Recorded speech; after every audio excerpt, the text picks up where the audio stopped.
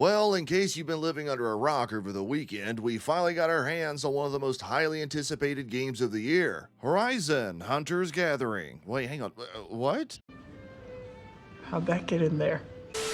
Resident Evil Requiem, the long-awaited continuation of the Raccoon City storyline after following along with Ethan Winters for the last two games. Since you've clicked on this spoiler-free review, I'm sure you've got a couple of questions. Is it worth spending your hard-earned $70 on? Does it tie up any long-standing story elements? Does it have any big-titted vampire ladies that'll have you begging for death by snoo-snoo? Yeah! What are you, gay? I just took my time and completed the game this morning, and as a fan of the series for over half of my lifetime, I'm about to give you those answers, so grab your RE9 and snappy one-liners. Resident Evil Requiem, or RE9. Let's talk about it.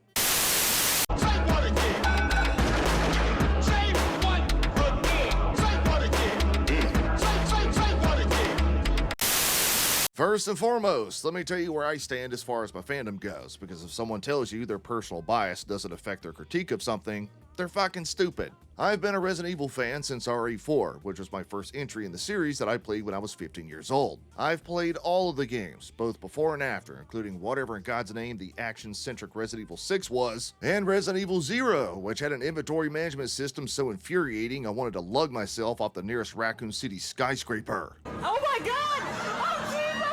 Oh jeez! Oh my god!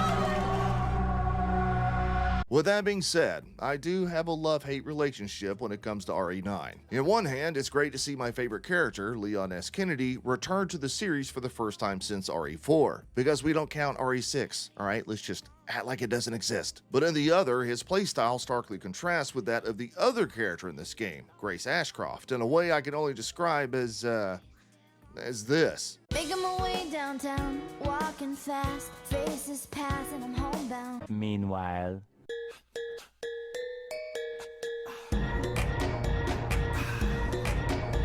Grace is very much an Ethan Winters style of character, hesitant, nervous, and unaware of the horrors that she's walking into in first person, to the point she does everything short of crawling into the fetal position in a corner and crying, and Leon still does Leon things in third person, mowing his way through rooms of infected, cutting heads off with his trusty axe, and of course talking shit the only way he knows how. I've sent my right hand to dispose of you.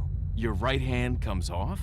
For some, the swapping between the two characters and playstyles is going to give some much needed relief, but for me, especially in the second half of the game, it was extremely jarring. The first half takes place within the Rhodes Hill Care Center, which sees about an 80-20 split between Grace and Leon respectively. It's very isolated, with tight hallways, close encounters with a small number of enemies with actual personalities, including this one that reminds me of my ex-wife, and it's here that you learn about the unique strand of the T-virus. But when you arrive back in Raccoon City in the second half, which is an 80-20 split in the opposite direction, all of that goes out the window and transforms into fast-paced, expansive gunfights that look and feel like the horror equivalent of the Fast and Furious franchise. Family, family, family. This is as good of a time to talk about performance, which early word is saying that RE9 performs vastly better on the PS5 than it does on the Xbox. Imagine my shock, if you will. Microsoft Gaming is pretty much the Titanic at this point, and that iceberg is right around the corner. But I played RE9 on PC, spec'd out with a 14th Gen i9 and RTX 5070 Ti on a 240Hz ultra-wide monitor. I was able to achieve a consistent 2K resolution at 120 frames per second with normal ray tracing. The Care Center section ran flawlessly, and that portion of the game is absolutely gorgeous, more so than Castle Dimitrescu from RE Village. Just, you know, without the big-titty vampire lady. However, I did notice quite a bit of stuttering in the actual city portion of the second half, which ironically disappeared entirely once you get to a certain section, hinting that it might be an optimization issue, so keep that in mind if you're rocking a low to mid-tier setup. As a matter of fact, as soon as you get to the city, drop your settings down one notch, but when you get to the orphanage, bump them back up again. Thank me later. Hold up. Wait a minute. Actually, no. Thank me now if that advice helped you, by liking the video and considering subscribing to the channel for more unhinged, uncensored commentary on all of the latest gaming news. On top of that, we have bingo nights. Where's everyone going? Bingo? Anyway, the story is going to be a point of contention for quite a few people, because it takes some wild swings that end up resulting in a lot of retconning, some of which makes sense because those events were left ambiguous, others not so much because it feels like they only did it so that they could continue the story. And oh boy, if you think Hollywood has gotten out of hand with nostalgia, just wait till you get to a certain portion of RE9. Fuck. Yeah, we've hit that point in our timeline where modern games are calling back to arguably a better era. But I think RE9 safely traverses on that nostalgia-baiting fan service line. One moment you'll be saying, oh look, of course that person is there, of course that thing is still around. And then others will have you jumping out of your gaming chair going, No way! It all depends on your tolerance for stuff like this, which is something I said during my Scream 7 review on the main channel. But if you're someone like me that loves everything about Leon, his character, and his story, you'll at least appreciate the callbacks, even if they happen in the most annoying way possible. As far as Grace goes, she's easily the narrative weak point. Not because her story isn't interesting or anything, she's just, she's a fucking idiot. I mean, you're not wrong, but you didn't have to say it. I mean, good lord. Unlike Leon, who's seen all of the horrors the world has to offer, Grace is naive, innocent, and caring. But the thing is, she never really grows out of that. She has a similar complex that Lucy from the Fallout show has, where she just never really expands emotionally as a character. In her first step, she's understanding, hesitant, and empathetic, and then by the 1000th step, she's still understanding, hesitant, and empathetic.